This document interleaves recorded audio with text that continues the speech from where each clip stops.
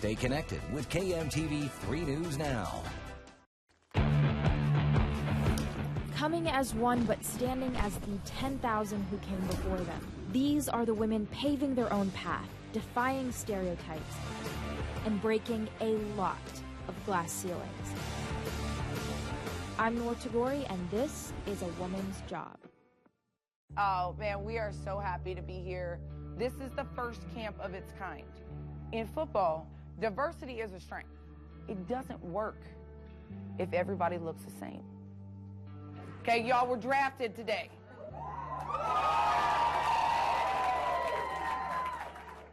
So it's bright and early on a Saturday morning, and honestly, if I wasn't here for this shoot, I would be in bed sleeping. But all of these women of every single age group are up here hustling, looking the part, ready to play. Offense on 3, 1, 2, 3. Offense! A ball carrier, and you'll see him switch hands. Up, up, up, up, up. This is Jen Welter, and she's pretty much a badass.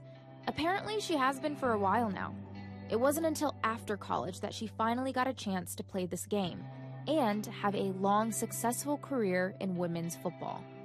But in 2014, she tried something new. She stepped onto the field with the Texas Revolution Arena football team as a running back, becoming the first woman to play a contact position in a male-dominated sport. The next year, the Arizona Cardinals brought her on for the preseason as an assistant coach for linebackers, making her the first woman coach in NFL history. The beauty of this is that though it's a dream I never could have had, now it's a dream other girls can grow up and have. Today, Jen is starting what might be a new chapter for her.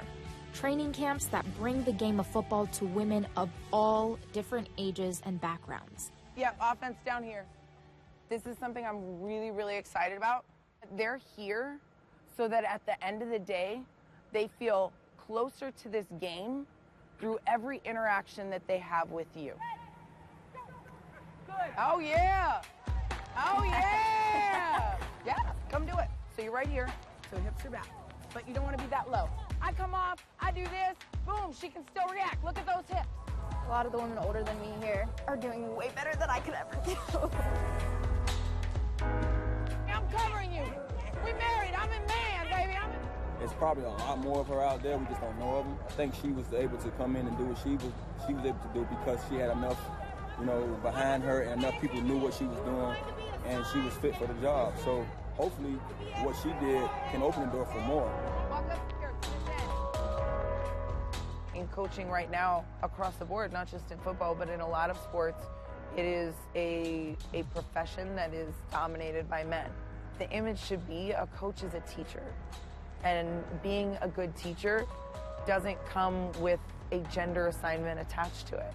It's just what we're used to seeing versus what's possible. Who are some of the people that you believe made this kind of an easier path for you to get to here? To get here, it was all of my sisters in the game. It was Sarah Thomas, being hired as the first full-time ref in the NFL. It was Nancy Lieberman, who, broke many ceilings and barriers in basketball. It was Billie Jean King, who's been fighting the fight on the ground for a very long time, and football, we're just getting there now.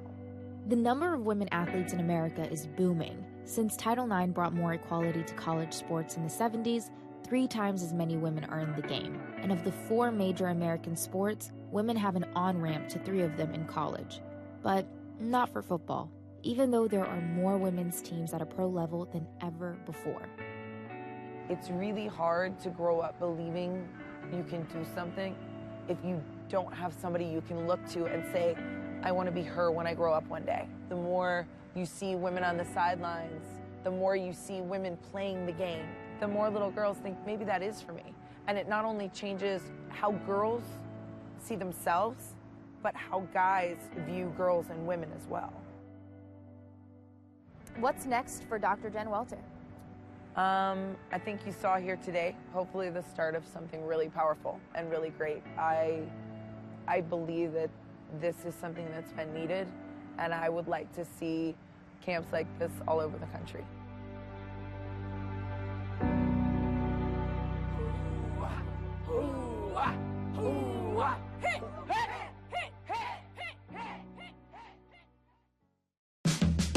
We're not here here to prove anything to men. We are here to inspire women, to educate women, and to empower women. Some days I do want to be sexy, I do want to wear my heels, it's fine. But I can also take off those heels, take off the gloves, and get a little dirty and do what we need to do. I know that I needed to learn, how to be a mechanic. We're in Philadelphia, the city of brotherly love, to visit a sisterhood of mechanics. Not gonna lie, I don't know much about cars, and that can mean a miserable time at the auto shop and paying too much for too little. Turns out Patrice Banks felt all of this too, but unlike me, she did something about it.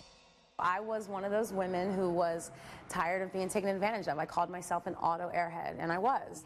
I always felt taken advantage of when I'd go in. I hated any type of experience for my car, taking in for repair or buying. So I got the idea there needs to be a space. There's a space here, there's a market here for women in the automotive industry. Patrice has a point. For the first time, more American women than men have driver's licenses. And yet, of all the auto mechanics in the country, only 2% are women. So it's not much of a surprise that women often get the short end of the stick when it comes to auto repair deals. One study found a significant difference in the price quote given to men and women for the same exact fix. To help solve this, Patrice wants more women mechanics, and just generally more women in STEM fields. That's science, technology, engineering, and math. So I know we have more girls in engineering and in STEM fields than ever before, but kind of what's your take on the need for more women in STEM? Sometimes it's not about getting women to sign up for it, but how do we support them once they're in it? And so we're seeing a lot of girls sign up for the science, technology, engineering, and math fields, but once they're in it, right, they're not supported. We need engineers, not just men, women, minority engineers. We need engineers in general in America. Sue, I'm going to want you to look at this car. After all the grease, tools, and tires, it was time for some pampering. Lucky for me, this isn't just an auto shop. It's also a beauty bar. The goal was always to have a shop that catered to women and had a nail salon that was going to, so you can get your nails done. I mean, I created a space for me that I would want to bring my car to. When I was a kid, I didn't know where I was going to go. Nobody in my family went to college, but my mom would tell me, your education is a ticket to a better life. So I kept thinking, I need to go to school. We were poor on welfare, and I suffered from abuse as a child really young. And from that, I got this deep down burning desire to just help others who are in pain or in need. I'm the exception, right? I was able to get out of that bad situation, and now it's my job to pay it forward, help other people to be able to empower themselves. How do you think you running this business is a way to combat the sexualization or fetishizing of women in male-dominated fields? It's interesting because people think that I'm sexualizing it because I have the red heels and I wear my kind of tight pants, and I tell them, listen, I'm not saying you have to be sexy to be a mechanic. I just am sexy. Like, it's just... What do you think needs to happen to change that mindset so that we don't have those stereotypes? Representation, right? You need to just start seeing more women who work on cars that look like me, that look like Susan, that look like Valerie. And so how do we do that? Girls Auto Clinic is trying to make it easier for women, so they do have that. But right now I'm just one shop. So hopefully in the future, women won't struggle and they'll say, hey, I want to work on cars and I know I have a place to work. We probably will be looking for men. We will be hiring guys. It's just, there's so many available women out here that want to work on cars that have great skills, and I want to give them the opportunity, absolutely.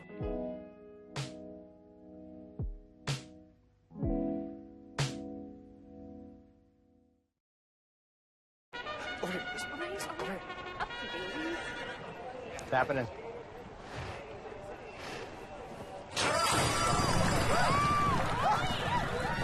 That feeling, only better. Turbo.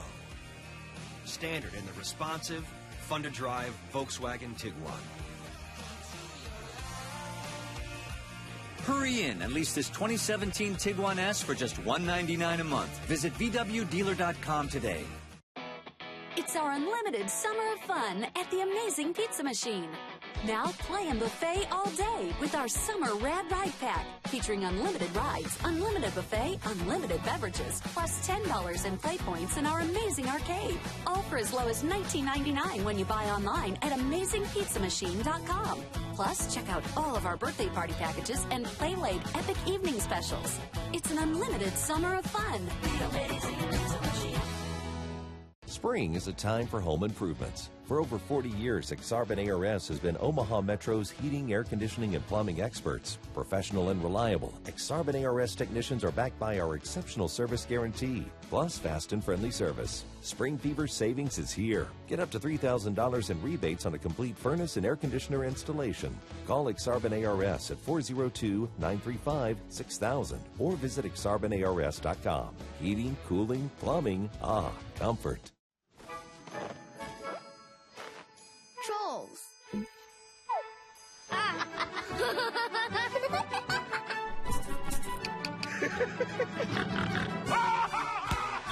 go, go, go, go,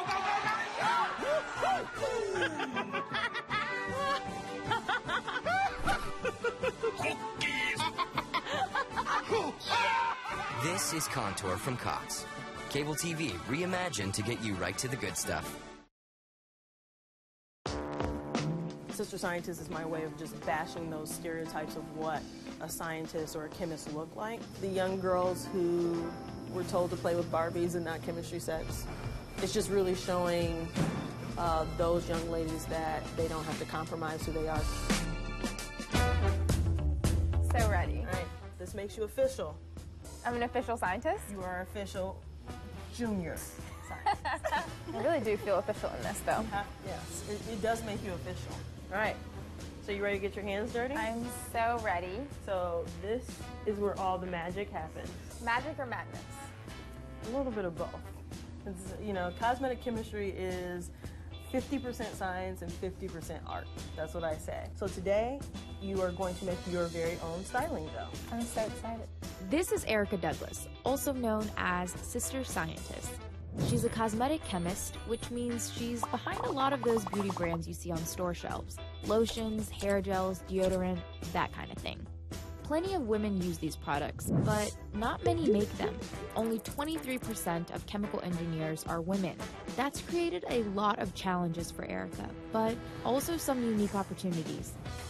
One of the reasons that I'm able to formulate as well as I do for women in particular is because I understand how the products work and the experience that you will have in a bathroom or wherever you are.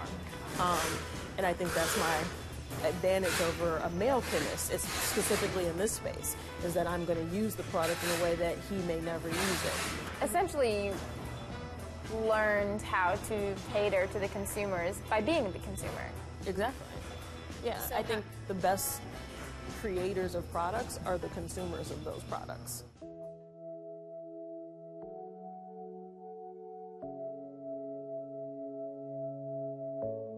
What do you think is the typical image of a chemist in the average person's head? Male.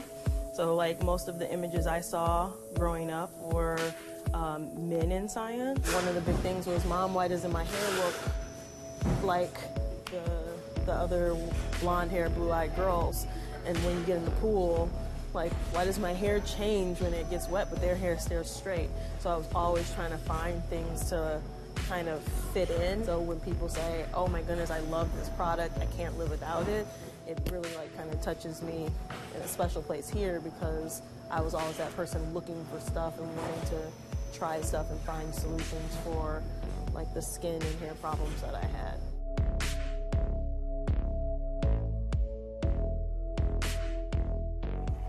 So where did the name Sister Scientist come from? Stereotypically, men have been portrayed predominantly in these more scientific and technological kind of spaces, and so putting the two words together almost seemed like foreign. So to see them together like that makes people really think twice. As a young girl, to know that there's a sister scientist out there is powerful, I think.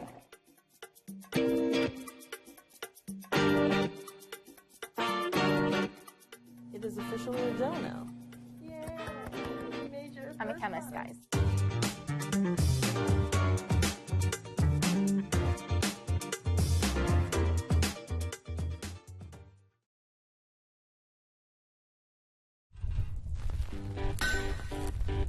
A woman makes a good blacksmith because she can prove to the world that you don't have to have a heavier hammer.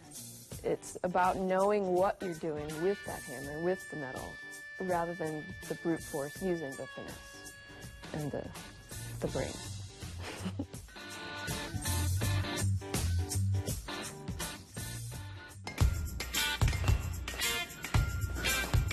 So the first step for the nail is to draw out a nice long taper, and I want it to be more pointy.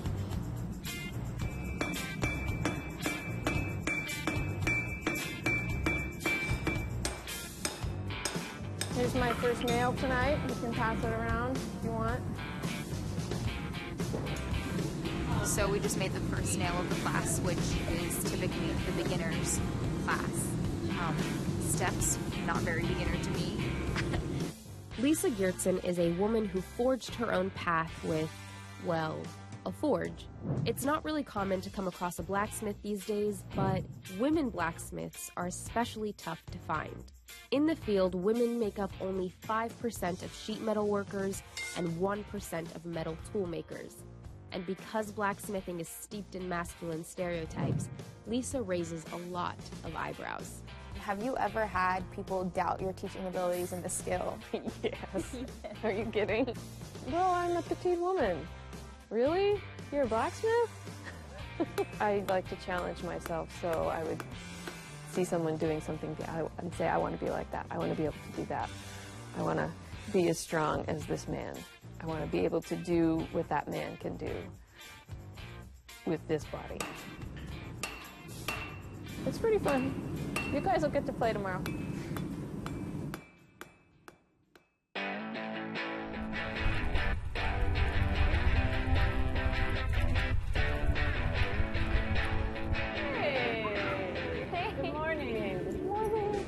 So you want to try the smaller stuff first? Okay. Here is the nail that Lisa made, and I'm going to replicate.